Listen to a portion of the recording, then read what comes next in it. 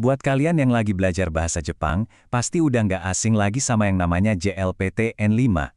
Ini tuh kayak misi besar pertama. Bukan cuma tes biasa loh, tapi semacam tantangan seru buat buktiin kalau kita udah siap buat petualangan bahasa Jepang yang lebih jauh lagi.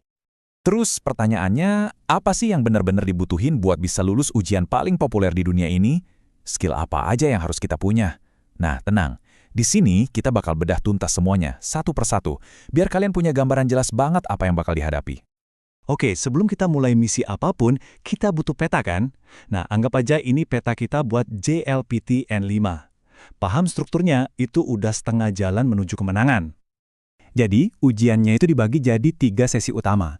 Sesi pertama, pengetahuan bahasa, fokusnya ke kosakata, waktunya 25 menit. Sesi kedua, ini yang paling lama nih, 50 menit buat ngerjain soal tata bahasa sama membaca sekaligus. Dan yang terakhir, 30 menit buat nguji pendengaran kita. Jadi jelas ya pembagiannya? Masing-masing sesi punya tantangan uniknya sendiri. Yuk, kita mulai dari rintangan pertama, kosakata. Eits, jangan salah sangka dulu. Ini bukan cuma soal hafalan kata ya, tapi lebih ke gimana kita paham cara kata itu dipakai, dibaca, dan ditulis dalam sebuah kalimat. Oke, coba lihat deh kalimat ini. Fokus ke kata yang ada garis bawahnya. Pertanyaannya simpel aja. Gimana cara bacanya? Nah, teka-teki di sini itu soal koneksi di otak kita. Bisa nggak kita ngelihat simbol kanji untuk hujan ini, terus langsung kepikiran bunyinya dalam hiragana ameh? Ini benar-benar salah satu skill paling dasar dan penting banget. Lanjut, sekarang tantangannya dibalik. Kalau tadi dari kanji ke hiragana, sekarang dari hiragana. Kita dikasih kata gakko. Dan tugas kita adalah milih kanji yang benar buat sekolah. Pilihannya nanti tuh suka dibikin mirip-mirip biar ngecoh. Jadi ini bukan cuma ngetes bacaan, tapi juga ketelitian kita buat ngenalin bentuk kanji. Oke, kita naik level dikit ya. Sekarang kita bakal nemu soal isian. Ada kalimat yang bolong di tengah. Contohnya kayak gini. Nani nani nani o wasuremashita kara jika nggak wakarimaseng. Artinya, karena saya lupa, saya jadi nggak tahu jam berapa. Nah, di sini kita harus jadi detektif. Kuncinya ada di akhir kalimat. Jika nggak wakarimasen, atau nggak tahu jam. Coba deh pikir, benda apa yang kalau kita kelupaan bawa bisa bikin kita nggak tahu waktu? Ya, jam tangan. Atau dalam bahasa Jepang, toke. Jadi, ini soal logika konteks, bukan sekedar hafalan. Sip, sekarang kita masuk ke bagian yang lebih daging, yaitu tata bahasa dan membaca. Anggap aja ini level teka-teki logikanya naik 1 tingkat.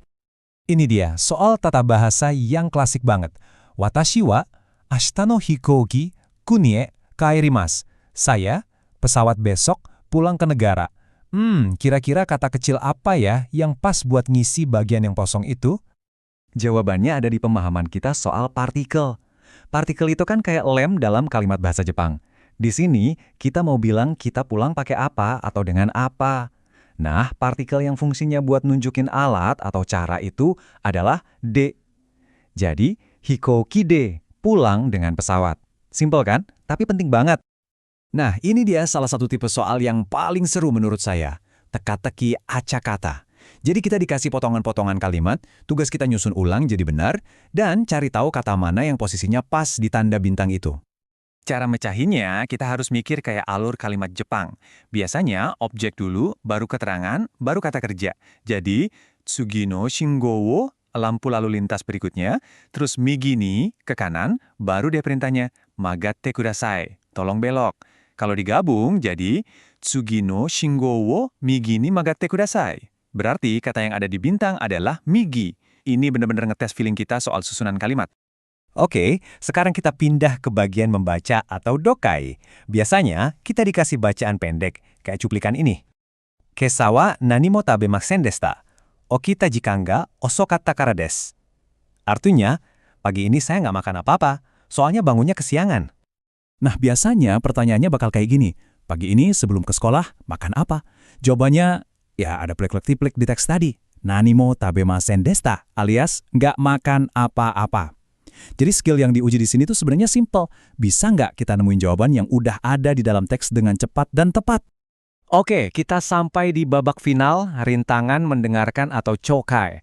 Nah, karena ini simulasi, coba deh bayangin kalian lagi dengerin percakapan ini. Saya coba bacain ya. Kira-kira begini percakapannya. Permisi, mau majalah yang mana? Saya mau majalah jam tangan yang bulan Juli. Oh, yang bulan Juli ya, bukannya Agustus. Iya betul, yang Juli.